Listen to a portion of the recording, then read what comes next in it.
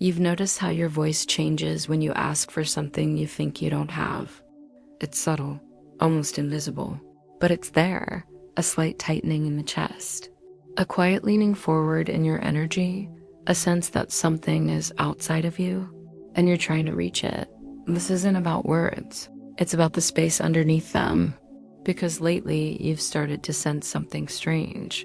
The more you ask, the more it feels like you're confirming you don't have. And the more you try to get, the further it seems to drift, not dramatically, not cruelly, just quietly, like a reflection that adjusts to your posture. This isn't about effort.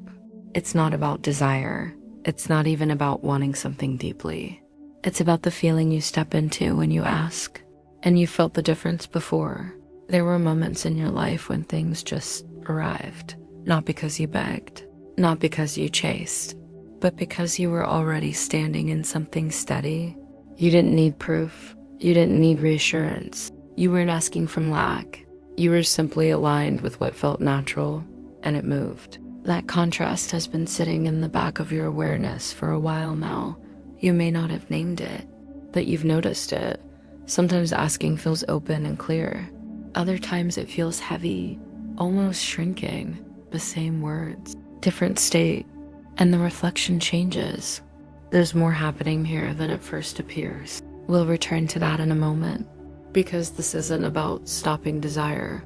It's about understanding what desire feels like before it becomes asking. You live in a field of reflection, not metaphorically, experientially. Your perception is not separate from what unfolds around you. The tone of your identity shapes the tone of your path. And when you ask from the feeling of, I don't have, you are not reaching towards something. You are confirming a position, a quiet identity. I am the one who doesn't have. You would never say it that way. But the body knows, the field responds, not as reward, not as punishment, just as mirror. And here's where it becomes interesting, because asking itself is not the issue. It's the orientation beneath it. There is a version of you who asks from clarity, and a version who asks from absence. Both use the same words, but they stand in different internal space. You felt that difference in other areas of your life. When you walk into a room already knowing you belong, you don't seek validation, you don't scan for approval. You move differently, your awareness is open, and the room responds accordingly. But when you enter uncertain, you feel it instantly. The subtle contraction, the invisible reach, and people respond to that too. Not consciously, energetically. This is not mystical. It's relational. Your consciousness is not separate from the field you experience. It is the field. And when you ask from scarcity, you aren't creating lack. You're identifying with it. That's different. Scarcity isn't something outside of you. It's a position, a settled stance, a version of self. And the world reflects that stance. Gently, precisely. Pause for a moment. You've already seen this in your life. Moments when you stopped trying and something shifted. Moments when you let go of the tightness and the opportunity appeared. It wasn't coincidence. It wasn't luck. It was alignment. You weren't asking. You were allowing. There's a quiet difference there. One contracts, one expands. And you don't need to force expansion. You only need to notice when you're leaning forward, because leaning implies distance, and distance implies separation, and separation implies not yet. But what if the field doesn't respond to your words, only to your state? What if reality isn't listening to your requests, but mirroring your identity? That changes everything. And yet, it doesn't add anything new. It simply reveals what you already sensed. You felt the exhaustion of asking, not because asking is wrong, but because it keeps reinforcing a version of you that feels incomplete. And somewhere inside, you're tired of standing in that version. There's a quieter way, not passive, not detached, just steady. It doesn't reach. It doesn't beg. It doesn't negotiate. It stands. And from that standing, things reorganize. Not instantly, but naturally. Around minute 3, you may start noticing something subtle in yourself. A recognition that this isn't about changing behavior. It's about shifting position, and that shift doesn't require effort. It requires honesty because asking from lack feels different in the body. It feels like waiting, like watching, like checking. You check the message, you check the balance, you check the response, and each check reinforces the identity. I'm still waiting, but the version of you who already stands in alignment doesn't wait the same way. Time feels different there. There's less urgency, less internal noise, not because you don't care, but because you don't feel separate. And here's the quiet realization. When you stop asking from absence, you don't stop desiring. You shift into choosing. Choice feels different than request. Request asks permission. Choice assumes coherence. One leans forward. One stands centered. Your consciousness doesn't chase, it selects. And the field reflects that selection, not as magic, as consistency. You've already been living this pattern in smaller ways. When you choose a path that feels aligned, you move through obstacles differently. They don't feel like rejection. They feel like redirection. But when you ask from scarcity, every delay feels personal.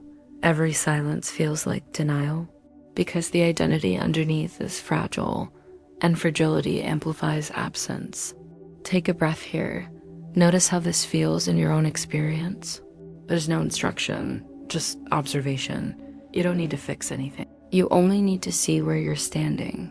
Because standing is everything, there are parallel versions of you, not somewhere else, right here. The version who asks from lack, and the version who selects from alignment. They feel different, they walk differently, they perceive differently, and the world reflects them differently. You don't become the aligned version by effort. You remember it. It's already there. You've stepped into it before, maybe briefly, maybe unexpectedly. Moments when you felt calm about something you once chased. Moments when you didn't need reassurance. Moments when you simply knew. Those were not random. They were glimpses of a different stance. And here's something subtle. When you beg, you lower your identity beneath what you desire. When you align, you meet it at eye level. That shift cannot be faked. It's internal, and the field reads it instantly. You don't need to stop asking. You need to stop identifying as the one who lacks. That's the quiet pivot. It's not dramatic. It doesn't require performance. It's a subtle internal straightening, like adjusting posture. And when posture shifts, reflection shifts. Around minute 10, something deeper may begin connecting. You might start seeing how this pattern shows up everywhere, in relationships, in money, in opportunity, in recognition. Wherever you feel yourself reaching, you might notice the subtle identity beneath it. And once you see it, you can't unsee it, but don't rush ahead. There's another layer here, because sometimes you stop asking, but internally you're still waiting. You say you've let go, but you're watching, monitoring, measuring time. And time becomes heavy. That's still scarcity, just quieter. True alignment doesn't watch the clock. It doesn't check the mirror constantly. It doesn't scan for proof. It lives, it moves. It creates from itself, and the reflection follows. Not because you earned it, because you embodied it. There's something deeply relieving about this, because it means you don't need to convince reality of anything. You don't need to plead with life. You don't need to perform worthiness. You simply need to notice when you've stepped into a smaller version of yourself and step back out, not forcefully, just consciously. Your perception is the lever, not your effort, not your repetition. Perception. When you see yourself as separate from what you desire, you create distance. When you see yourself as coherent with it, distance dissolves. Not externally first, internally first. And that internal shift reorganizes the path. You've seen people who seem to get what they want easily. It's not because they are lucky. It's because they don't beg. They assume resonance. They don't see themselves as below the outcome. They see themselves as compatible with it. That compatibility is alignment, and alignment feels calm. It doesn't shout. It doesn't demand. It doesn't fear silence. It trusts reflection. There's a reason the ebook Parallel Realities speaks about this in a quieter way, not as theory, but but as lived perception. Because once you see how identity selects experience, you stop trying to force experience. You start refining identity, not artificially, authentically, and that authenticity feels steady. Around minute 20, this realization may settle more deeply. You might start noticing how often asking has been a habit, a reflex, not because you're weak, but because you were taught to request what you already are. And once that becomes visible, something shifts. Not an effort. In posture, you don't need to beg. You don't need to convince. You don't need to chase. You only need to align with the version of you who already stands equal to what you desire. And that version doesn't ask from lack. It selects from coherence. Notice how that feels. There's no urgency, no pressure. Just a quiet internal steadiness. The world doesn't respond to desperation. It responds to identity. And identity is a choice of awareness. Right now, even as you listen, you can sense which version of you feels more natural, the one leaning forward, or the one standing centered. There's no judgment, just awareness. And awareness is the beginning of alignment. You don't have to fix your life. You don't have to rewrite your past. You don't have to perform a new personality. You simply notice when you're shrinking. And remember, you don't need to. Scarcity isn't about money, or love, or opportunity. It's about where you place yourself in relation to them, below or beside. That's the difference. And it's subtle, but it changes everything. You've always known this. You felt it in moments of quiet confidence, in conversations where you didn't need approval, in choices where you trusted yourself without external validation. That's alignment. And from there, asking transforms. It's no longer begging, it's expression. It's no longer reaching, it's selecting. And selection doesn't feel empty. It feels grounded. As this conversation settles, notice something. Nothing dramatic happened. No grand revelation. Just a gentle remembering that asking from lack creates more lack. Not because life is cruel, but because reflection is consistent. And when you stop begging, you don't lose desire. You lose distance. And maybe that's the quiet shift that's been waiting in your awareness. If this recognition feels familiar to you, if you've sensed this subtle posture before without naming it, there are others who feel it too. You're not alone in noticing it. There's a quiet awakening happening individually everywhere. Not loud, not dramatic. Just people realizing they don't need to shrink in order to receive. As we end here, don't try to apply this. Don't turn it into a strategy. Just notice over the next few days how you stand when you want something. That's enough, because once you see it, the shift begins naturally. And it doesn't need force, it needs awareness. And awareness is already here. The conversation doesn't end here. It continues in how you perceive, in how you stand, and how you choose. You didn't learn something new. You remembered something important. And that remembering doesn't ask. It simply is. There's another layer you've been brushing against. It's quieter than the first one. Less obvious, because sometimes you're not asking out loud. You're asking internally. You've stopped saying the words. You've stopped making requests. You've even told yourself you've let it go. And yet, there's a subtle tension still running in the background, a low-grade hum. It sounds like this. Is it here yet? Did it change? Maybe now. That internal checking, that monitoring, that's still leaning. And leaning still implies distance. You can feel the difference when you remember a time you genuinely forgot about something you once wanted. Not suppressed it, not denied it. Just became absorbed in your own life, present, engaged, whole. And then unexpectedly, what you once wanted appears, almost casually. Not because you forced it, but because you stopped positioning yourself beneath it. That's not coincidence, it's coherence. When you're absorbed in your own alignment, you are no longer defined by absence. You're defined by presence, and presence doesn't beg. It expresses. Pause for a second. There's something subtle here. When you stop identifying as the one who needs, you don't become detached or cold. You become available. Available to what already resonates. And resonance doesn't require pursuit. It requires recognition. You've felt resonance before, in conversations that flowed without effort, in decisions that felt obvious, not forced, in moments where time seemed lighter.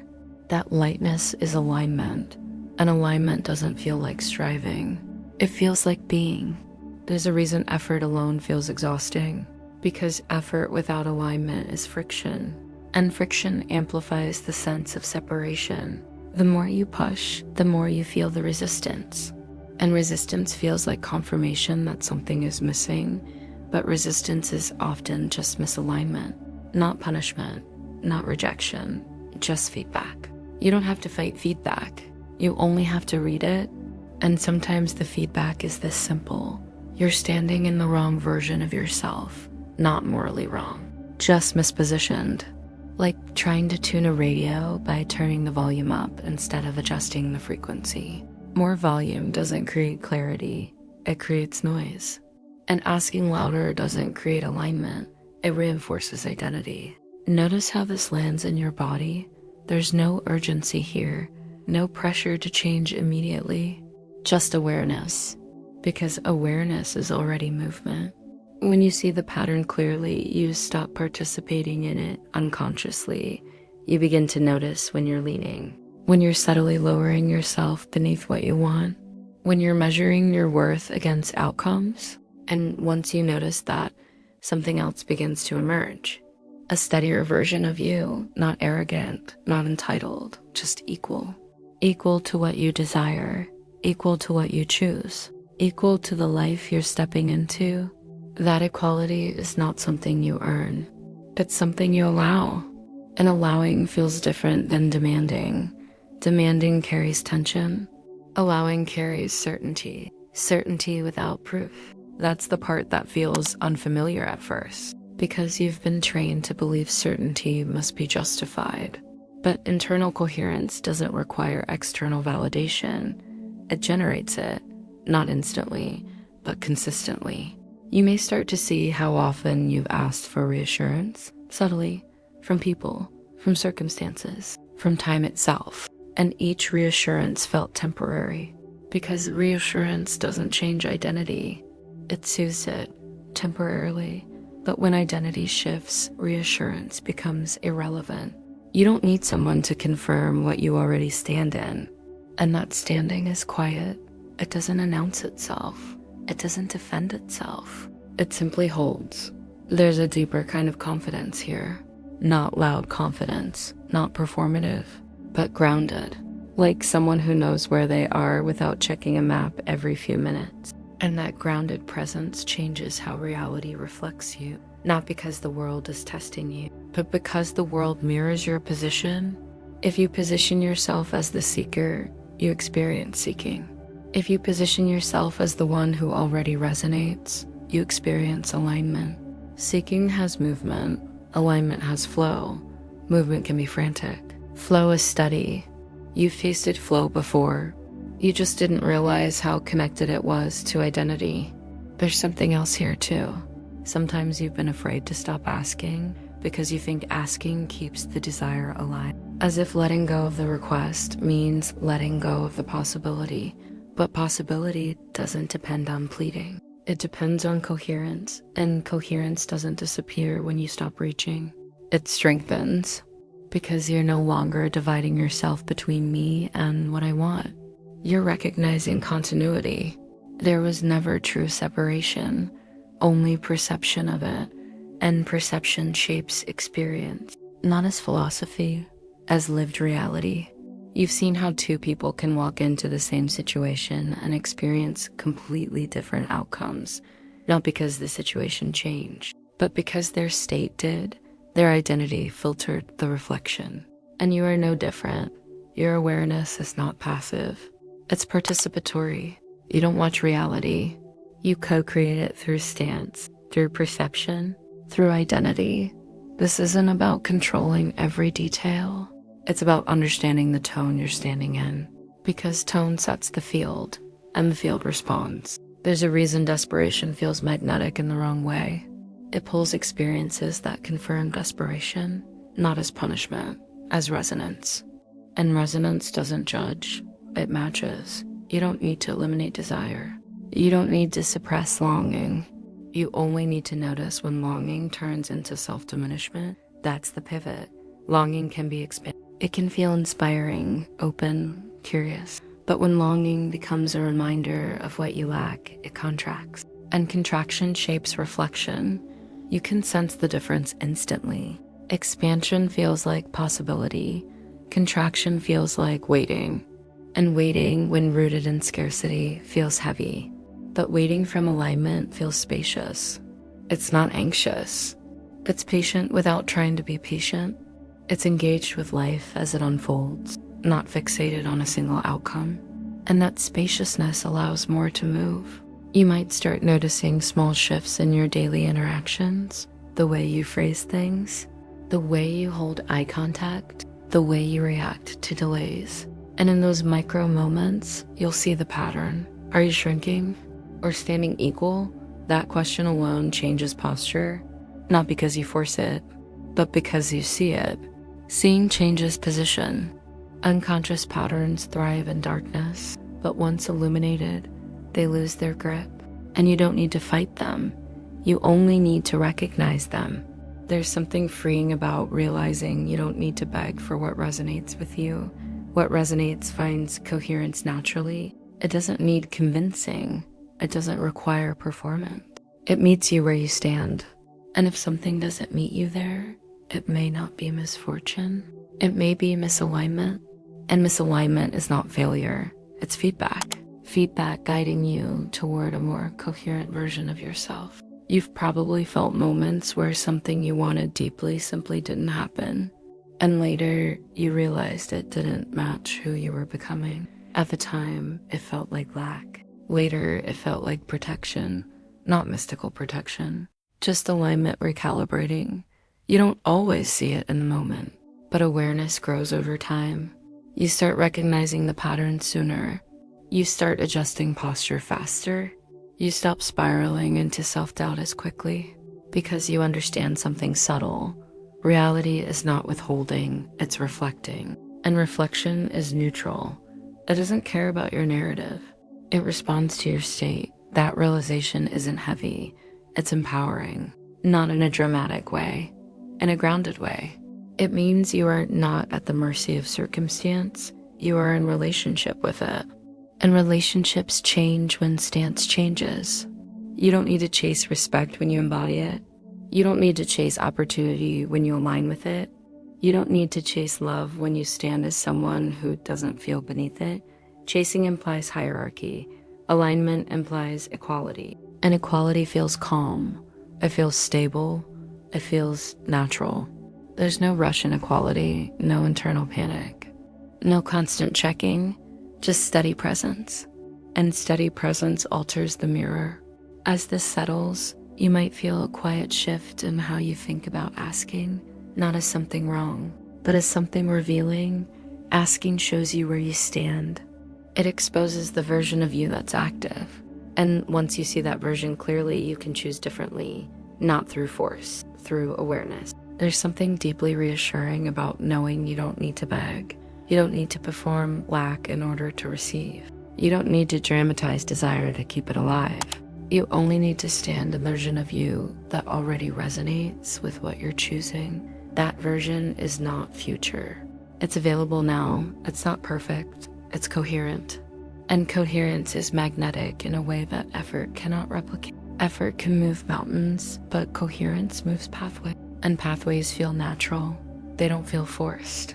They feel like doors opening at the right time, not because time changed, because you did. There's no final step here, no technique to apply, just a quiet noticing, a subtle internal straightening, a recognition that you don't need to lower yourself beneath your own desires. You don't need to beg the mirror to change.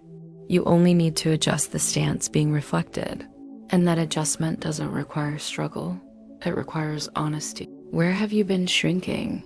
Where have you been waiting for permission? Where have you been asking in a tone that confirms absent? Not to judge, just to see. Because seeing is alignment beginning. And alignment doesn't shout, it studies. As this conversation continues inside you, Notice how your body responds to different thoughts about what you want. Notice the contraction. Notice the expansion. That awareness alone shifts identity. You don't have to force expansion. You only have to stop rehearsing scarcity. Scarcity is not a fact, it's a stance. And stances can change, quietly, naturally, without drama. And as they change, reflection follows. Not because you demanded it, because you embodied it. This isn't the end of the recognition, it's the deepening of it. You may find yourself catching subtle moments over the next few days, tiny internal shifts, small adjustments in posture, less leaning, more standing. And in those moments, you won't feel like you're asking anymore. You'll feel like you're choosing, and choosing feels different. It feels grounded, it feels equal. It feels like remembering who you are in relation to what you desire, not beneath it, not above it, beside it, and from beside. There's no begging, there's only alignment unfolding. There's something even more subtle than leaning. It's the quiet belief that something outside of you decides when you're ready. You may not say that out loud, but it shows up in small ways. You wait for signs, you wait for timing, you wait for someone else to validate that it's okay. And while you're waiting, you're still asking. Not with words, with posture. Waiting can look patient on the surface, but underneath, it can still carry the feeling of not yet. And not yet is a distant. Distance reinforces separation.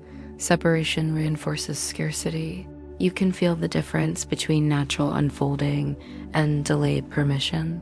Natural unfolding feels calm. It doesn't question itself every few minutes. It moves when it moves. But delayed permission feels like holding your breath, like you're standing at the edge of something, unsure if you're allowed to step forward. That uncertainty becomes a state, and that state shapes the mirror. It's not that life is testing you. It's that life reflects the version of you that is active.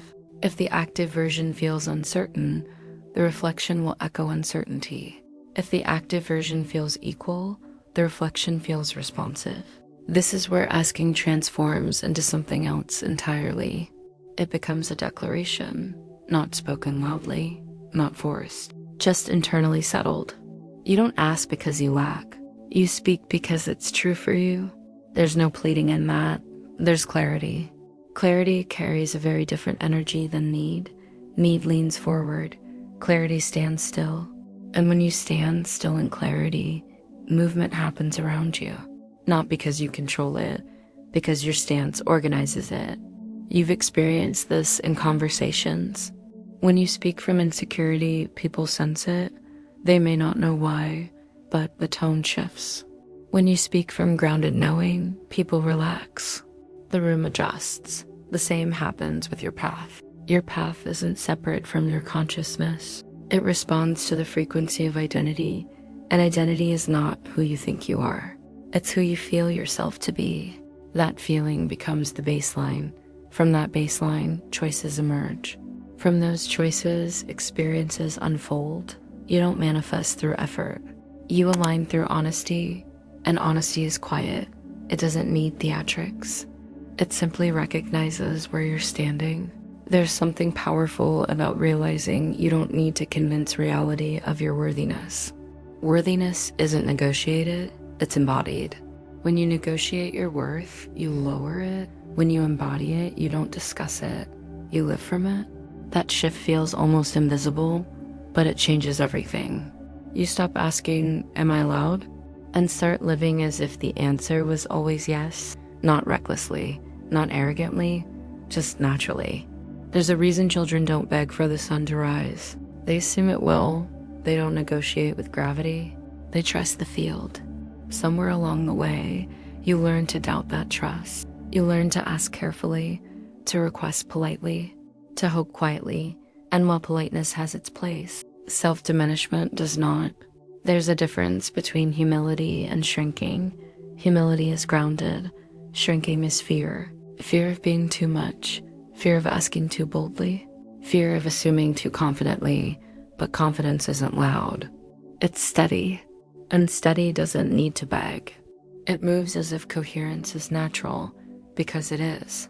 You might start noticing how often you've been rehearsing scenarios in your head, imagining outcomes, preparing for rejection, bracing for disappointment.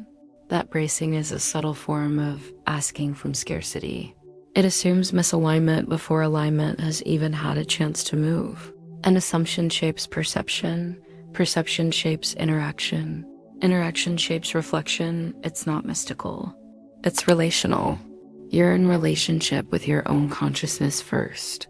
From there, everything else follows. There are versions of you existing simultaneously. The one who doubts, the one who stands steady, the one who begs, the one who selects. You don't create them. You shift into them through awareness, through perception, through identity. And once you understand that, something softens. You don't need to fight the version that feels scarce. You simply notice when you're in it, and then you adjust. Not dramatically, just slightly. Like straightening your back, like lifting your gaze, like remembering you're not beneath what you desire. You're equal to it. That equality removes the tension. It removes the pleading tone. It removes the internal negotiation. And in its place, there's quiet alignment. Alignment doesn't chase. It doesn't demand proof. It doesn't panic in silence. It trusts reflection. You may find yourself wondering where this stance applies most in your life. In money, in love, in recognition, in your own self-perception. Wherever you feel urgency, there's usually a hint of scarcity. Urgency says, I need this now to feel okay. Alignment says, I am okay. And this resonates. Those are different states, different identities, different reflections. You don't need to eliminate urgency overnight. You only need to notice it. Because noticing dissolves unconscious reinforcement. The moment you see yourself leaning, you're already less leaned. Awareness recenters you. And from that center, asking changes. It becomes creative, not compensatory. It becomes expression, not desperation. There's a reason some opportunities feel drawn to certain people. It's not favoritism, it's resonance. When someone stands in coherence with what they're choosing, the field recognizes the match. You don't have to broadcast your desire loudly. You have to embody its tone, and tone is internal. It's subtle. It's felt more than spoken. You felt when someone enters a room already confident. They don't announce it. They don't prove it. It's simply there. That's alignment, and alignment doesn't beg. As this recognition deepens, you may sense a quiet shift in how you relate to time. Time feels slower when you're waiting. It feels lighter when you're aligned, because waiting is measuring absence. Alignment is living presence. Presence changes how time moves through you. It feels less heavy, less urgent, less charged. There's no countdown, just unfolding. And unfolding feels natural. You don't force a flower to open faster, you allow it. But you also don't stand there plating with it. You trust its timing because you trust its nature. What if you trusted your own alignment the same way? What if you stopped asking reality to prove something and started standing as if it already reflects you? That question doesn't demand action. It invites awareness. Because once awareness shifts, behavior follows naturally. Not through discipline, through coherence. You don't need to repeat affirmations. You don't need to rehearse confidence. You need to feel where you're standing. Are you below your desire or beside it? That's the only adjustment, and it's internal. The moment you stand beside what you want, the tone of your consciousness changes. You're no longer pleading, you're resonating. And resonance organizes the path quietly, not loudly, not instantly, but consistently. There's something liberating about realizing you don't need to beg for what matches you. What matches you cannot avoid you forever, because alignment seeks alignment. It's natural. And if something doesn't arrive, it may not be aligned with who you truly are. That's not loss, that's clarity. Clarity protects you from chasing reflections that don't match your core. And when clarity replaces scarcity, asking dissolves into choosing. Choosing feels empowered without being aggressive. It feels grounded without being rigid. It feels calm. And calm is magnetic in a way that effort cannot replicate. Effort can impress, calm can attract, not through force, through stability. Stability reassures the field. It says, I know who I am. And when you know who you are, you don't need to beg for what fits. You simply allow it to align. As we move toward the final stretch of this conversation, notice something subtle. There hasn't been a step-by-step. There hasn't been a technique, just recognition. Because the shift was never about doing more. It was about standing differently. You don't need to beg. You don't need to plead. You don't need to shrink. You don't need to chase. You only need to remember that identity shapes reflection, and identity is chosen through awareness.